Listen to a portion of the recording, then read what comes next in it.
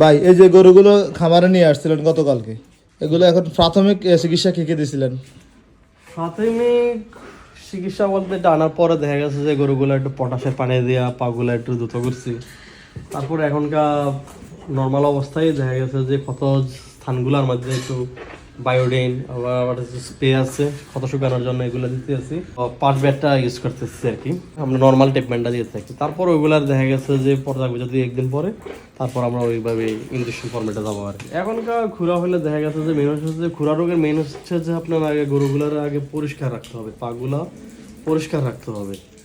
আর দেখা যাচ্ছে যে আমরা রাখার পর তারপর আপনার ওইগুলার আপনার ওই যে বায়োডিন জীবাণুনাশকগুলো ধ্বংস করতে হবে।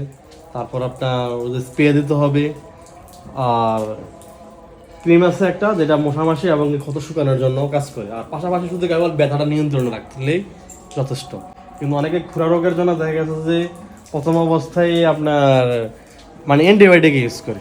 আচ্ছা, অ্যান্টিবায়োটিক ইউজ করলে আপনার দেখা গেছে যে এটা রেজাল্টটা ভালো আসে না, বরং এটা গরুটার আরও এতে বিপরীত হয়। গরুর প্রথমে আমরা দেখা গেছে যে আমরা কোনো অ্যান্টিবায়োটিক আমরা ইউজ করি না খুরা রোগের জন্য। খুরা রোগের জন্য।